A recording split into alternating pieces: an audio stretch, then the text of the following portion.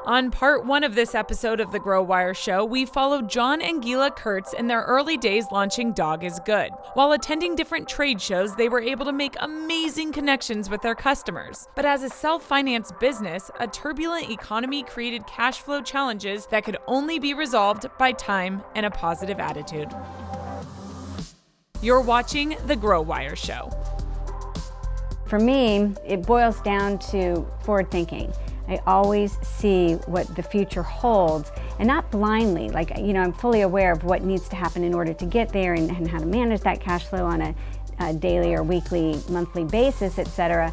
But at the same time, it's not getting stuck in that space and being able to fully believe in what you're really here for, which is so much bigger than the products that we're creating. It's a bigger mission, it's a bigger message, it's a bigger way to touch lives. Their perseverance paid off, and Dog is Good came out of the economic struggle on a path of upward growth. But as their customer base grew, so did the desire for new and diverse products.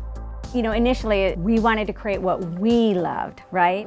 And so to that, in terms of the actual product assortment, we were selecting things that basically were things that I loved. And what we discovered was that not everybody wanted the particular styles that we were creating. And so through feedback, we were nimble enough to be able to course correct immediately and then expand the line and expand the styles of what we were offering so that it would become more appealing and kind of encompass, the core of our demographic as opposed to really addressing the fringe. With new products in their inventory, they decided to scale beyond trade shows and into the retail market. Would you guys go to local stores and say, hey, this is our product, would you guys be interested in purchasing? Or how did that initially get the ball rolling to get it into retail shops? This is how I did it. I would call the East Coast because I thought it sounded like really great, kind of sexy. I'm calling from California, right?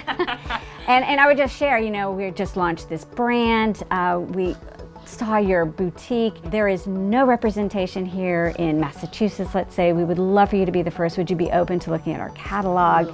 A certain number of people would say yes. And so my commitment every single day was, I'm not stopping until I get 15 people at least to accept the opportunity to look at our catalog. People loved it. They truly loved it, the buyers, but because we were so focused in the pet space, they could not necessarily see addressing the human at the other end of the leash. It was all about the dog. Yeah. They would see us come back and be in more stores. Suddenly they were like, all right, you guys are sticking around. We know you're here to stay. Yeah. Was this all funded coming out of your guys' personal bank accounts for the first few years?